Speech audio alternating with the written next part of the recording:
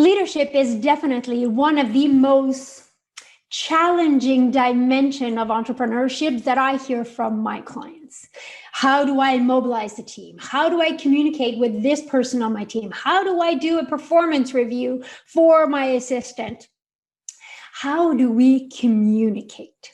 So this week I called up a friend of mine, Lindsay Lapaquette, who is a workplace communication expert. And her area of expertise is really what she calls leadership communication. Let's go and watch the interview. Welcome, Lindsay, and thank you so much for accepting my invitation to speak today. Thanks for having me, Sara. I'm so excited to get a chance to talk to you again. It took us a while to be able to find our schedule, so I'm super happy we're finally been able to make this happen. And we're going to talk about a really important topic today. But before we get into the topic, if you could take a moment and introduce yourself, please. Sure. So Lindsay Lapaquette, and I really work with middle managers who want to communicate authentically with their teams so that they can lead them effectively without losing themselves. And I sort of settled in on that in terms of leadership communication. So my background has always been in interpersonal communication, really sort of the detailed nuances of how we communicate with someone to make that interaction effective. And I sort of settled in on middle managers because I was finding that they were often struggling with how to show up in that leadership role. So I see this a lot in entrepreneurs as well. So I know that's your audience, and that's the parallel here, because they haven't necessarily had any formal training in how to do it. They're sometimes emulating what they've seen around them, which doesn't always feel a fit for their leadership style, or doing what they think they need to do to grow their business or to move up in the organization. And we're sort of losing themselves through that and not leading as effectively, and kind of feeling burnt out over the whole issue of having to lead a team. And they started to really hate that part of their role.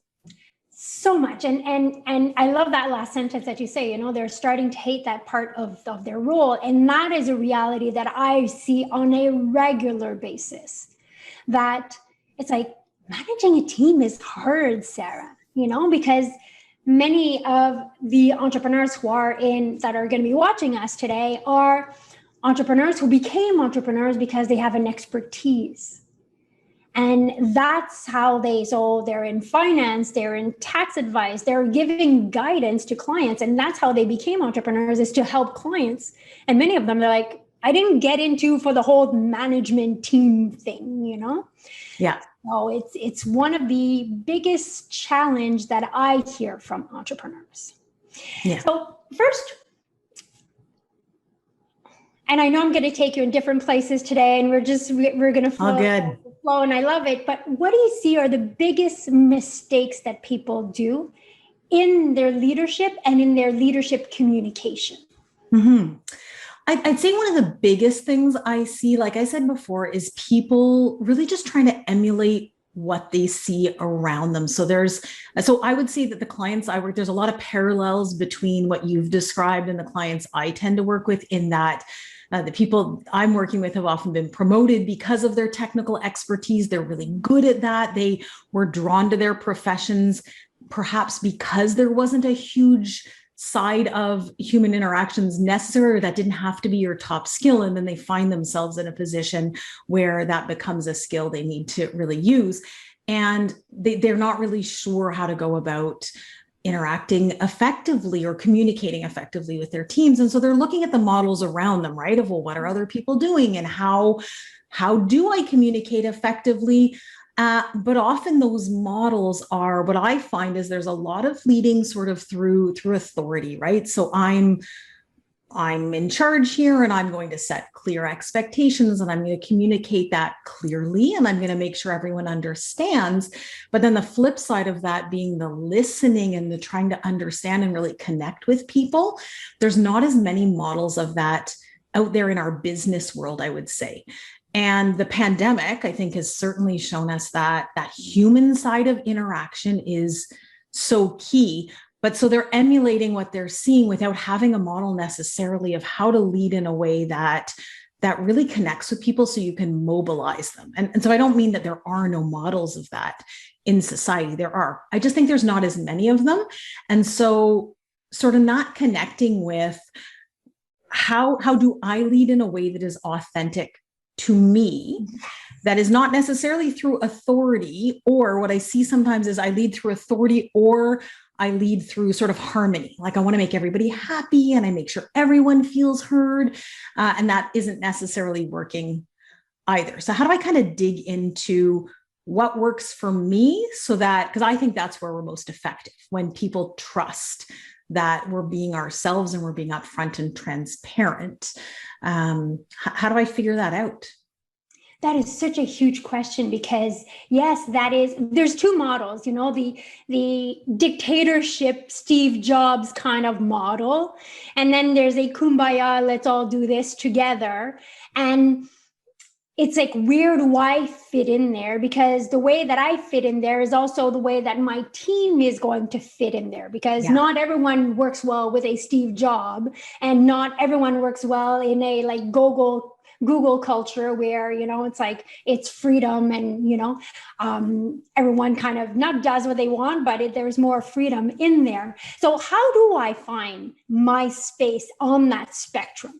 Mm-hmm. Well, how do I find it? And then how do I also respect when someone else's space on that spectrum is different than mine? And I'd say that's one of the bigger challenges, right? Because to really build a diverse team where you're encouraging different ideas and different perspectives, you need to be able to both find your own space and not only place value on somebody who has that same approach as yourself. And so, one of the things I think really is starting to notice, so it's really almost like a bodily sensation of noticing when you're feeling uncomfortable in interactions, right? So whether that is something that's coming from, the person you're speaking with, or something that you're saying that doesn't feel like a good fit to you, but really sort of connecting to, this doesn't feel right, or I'm really angry after that conversation. We had this conversation. I told this person what they need to do. They didn't do it. I'm feeling so upset, connecting with, okay, that didn't go so well. And then reflecting on, okay, what can I maybe try differently next time? So I don't see it as a linear path of, here are the 3 steps to get you to be an excellent leader or an excellent, communicator as a leader, because that path is very different for different people. The things that are going to set you into communicating in a way that maybe isn't the way you're wanting to show up today are going to be different for you and me and all of us. So it's really sort of an internal, like turning inwards and noticing the impact on ourselves. And I think by doing that as a leader, you're modeling it to your team. And then as you can notice that, you can address the problems that are coming up more effectively. I love that, because I meet entrepreneurs who are extraordinary leaders for their clients. But when it comes to their team, there's like, that unease of, how do I want to communicate it? Or how do I communicate it? How do I mobilize the team? How do I, so there's an awkwardness of how do I step into that role when they, with their clients, they are extremely outstanding leaders. So how do we transfer that skill that I think is innate with my clients, and I can guide my clients and everything? How do I bring that into my relationship with my team? Well, contrasting the two, right? So what is it that makes me feel so comfortable with my clients? What is it that allows me to show up as my true self, that allows me to communicate in a way that feels really natural to me? And what's different about when I'm with my team? What's coming up within me that is stopping me from showing up as that same person? And I think we all have this experience in different settings. And so I know for myself, work has always been a place where I feel fairly confident being assertive in my communication and all of those things. And then as a parent, I started to notice, I'm not showing up in the same way. Why is that? What's going on? And so one thing that kind of came to me as you were talking there was that with clients, there's this expertise, right? I feel self-assured in my knowledge. I know what I'm doing. I feel confident. And so because of that confidence, I can show up and communicate in a way that feels right to me. And maybe, just hypothesizing here, maybe I don't feel quite as confident with my team. And maybe when my team says something that challenges a point I've raised, that shakes my confidence a lot. And maybe I'm not even noticing that in the moment. And then that's impacting. So either I am sort of slipping into that authority to show them they're wrong, or I'm shutting down into that more sort of passive communication style of, well, I disagree, but I'm not going to say anything. So the first step there is just really contrasting the different situations in which you show up more naturally as yourself, the ones in which you don't, identifying the difference, and then starting to notice in those situations where you're not being what feels like your true natural self, starting to notice it in the moment so that you can then go and reflect on, okay, next time, what would I do that would be a little bit more like me? And how do I do that in a way that also respects the needs of my team members? I love it, because as you were saying that, I'm thinking, I do that often with my clients. I'm like, how would you do with one of your kids who you ask them to do something and they don't, and they ignore you or whatever? And they're like, well, I would do this and I would do that and I would do this. And I'm like, how is this different? Right. Not saying that your team are kids. That's not at all. Human dynamics are human dynamics. Yeah. So, yeah. And like putting it in contrast to another situation, I think is a great way to, after that, having that openness to say, how would I do in another situation? And how could I do that now in this relationship with my team? Or, somebody on my team, I want them to do something, they don't, or, I want to mobilize a team or something. It's like, how do I bring that skill that I have somewhere else in here? So, and I think believing that they have that skill, right? Because the clientele that you're describing that is similar to mine, they often feel like they are terrible communicators, that they're terrible at leading their teams. And it's interesting to me because when clients reach out to me, I often think, wow, your communication skills are pretty good. Like on a sort of general level, you don't come off to me as being a terrible communicator. So it's always curious to me that they're reaching out to me. And it's not that they are terrible communicators everywhere. It's just there's something getting in their way in that leadership role. So I think that piece of, oh, I am good at this in certain contexts, I just haven't yet figured out how to apply that to this situation, kind of sets you up with a bit of a different perspective around it to start. Yes. And there's also the whole of, I want my team to like me. Yeah, that's part of the problem though, right? If I say there's a difference between having them liking you and having them respecting you. Yes. So there's a term that you coined, that you use, is leadership communication. What is it? Leadership communication. So I define it, I think, a lot more holistically, and I see it as a lot more complex, perhaps, than some, because to me, leadership communication is not just, deciding what words you're going to use to communicate organizational decisions. It goes a lot deeper than that. And so for me, it's the core of it really is understanding. I have my own leadership communication model. So the 4 basic steps. So understanding yourself. So we've kind of talked about that, right? Understanding my needs, noticing in the moment when something's happening that doesn't super feel uncomfortable or does feel uncomfortable to me, to notice that I need to address it. And then the next step is managing reactions. So to me, to be an effective communicator as a leader, it's noticing when our emotions are starting to sort of take control of us. So we have emotions. That's part of the natural human experience.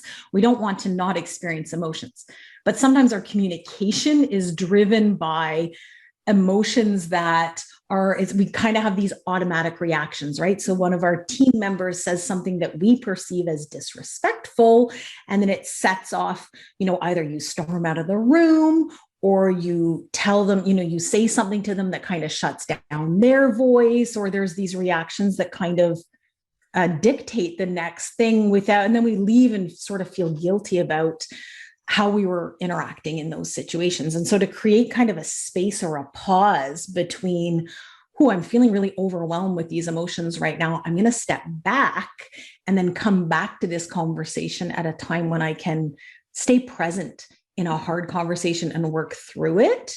To me, that's a huge foundation. I'm going to go through the next two really quickly. The next step 3 is understanding others. So how do I, again, I have my leadership style. I understand what I need to, feel I'm communicating in a way that's natural to me. But then where do you fit into this? And how do I not suppress what you need in this interaction? So kind of having boundaries in this situation while also respecting others' needs and boundaries. And then the last one is being able to be adaptive in how you communicate to your team. So how do I address a performance issue with one team member in a way that's very different from the way I might address it with somebody else, by taking into consideration all of the different factors? So I'm not meaning on a process level here, but on the tone of voice you're going to be using, the words you're choosing to use, those kind of things. I think having the subtle leadership communication skills to be able to do that in the moment as you're feeling what is landing and what isn't with the person really helps people and teams feel heard, which then I think mobilizes them to better performance. I love that. It really gives, I love processes. I like things that are structured. So I think those four steps really start, I'm actually going like this, but I think it's actually going like this, Yeah. Understanding yourself. So leadership starts by self-leadership. Yeah. I really, find that it gives steps to people to say, okay, I want to have a better communication with my team. And so these are the steps that, I could take in consideration to be an even greater leader, because we all know that, if we want to bring our business to the next level, we also need to bring our team to the next level. It all goes together, So I love that process of, these are 4 steps to follow, to step into that leadership communication and really bring more joy in everyone's lives.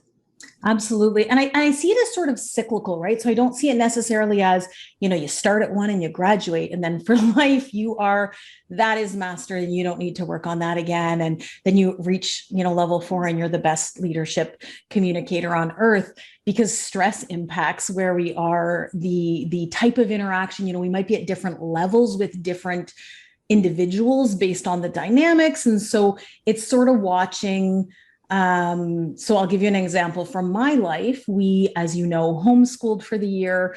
Our son was having health issues. It got to be a stressful year, and I could see myself managing reactions less effectively. So, going more quickly to impatience, going more quickly to blame, going more quickly to shutting down conversations. And so that was sign to me of, you need to create some space and focus here on your life, because when I'm not managing reactions well, when I'm not taking time to settle myself, I can't listen to others as well. So I can't do that 3rd step as well. I can't be as adaptive so I'm talking parenting leadership here, but again, the parallels. So you kind of cycle through them. And I think it's just developing an awareness of, okay, in this situation, where's the breakdown? And that's how you can kind of work on it step by step. I love that. Lindsay, a huge thank you. Now, I want to know if you have an amazing podcast. So I'd like you to talk about tell us where people can find the podcast and where people can find more about you and everything that you do in terms of communications for a leader. Where can they find you online? Sure. Well, thank you, Sara. So my podcast is the Workplace Communication Podcast, of course. And so I interview all sorts of different experts on topics related to communication, to leadership, mindset, improving performance, well-being, all the different pieces that I think feed into communication going really well, and really as a leader, how you can grow those skills to become the leader that everyone wants to follow. And so you can find that at lindsaylapaquette.com/podcast or on all the different podcast players. I also have a little free video e-course on freeing yourself from workplace communication and conflict, because that tends to be one of the biggest things that people who are in leadership positions find themselves exhausted by is having to constantly deal with the conflict either within the team or with themselves and the team or colleagues. And you can get that on my website as well. So that's lindsaylapaquette.com/conflict. So you can go and download that there if you're interested. Awesome. I'll make sure we put in the links all there because I love it because it's a conversation that I have a lot with my clients, leadership conflicts, and how do I say this and how do I approach this person? And like many of them say, I didn't come into business to lead a team. I came to business because I like helping clients with X, whatever the expertise that I've developed. It comes as a whole thing, so becoming and stepping into that next version of the leader that we want to be is part of our next step in business and in life. Yeah, and it's awesome that you're supporting them, right? As they're growing those skills, I think we often then start to realize, like I said earlier, oh, actually, maybe I'm not that bad at this. And maybe, I can grow into this whole other part of my leadership that I didn't realize could be a strong skill of mine. So that's awesome. Thank you so much for accepting my invitation. Well, thanks for having me, Sara. It's been great chatting with you. I hope you like the episode. I really like the 4 steps, which she says that, they're not in line. We navigate through them, which is so true. Because the reality, and this is something that I often tell my clients, your client experience is the reflection of the culture that you've created in your team. The culture in your team is a reflection of your leadership. And your leadership is a reflection of your beliefs, your pattern, your self-consciousness. This is where we all start. So if you're trying to work on client experience culture, the root of all of that is your leadership and your self leadership from there. And once we master our self leadership, or once we play around with our self leadership, we see that so much more is possible. Thank you for being here week after week, and I will see you next Tuesday.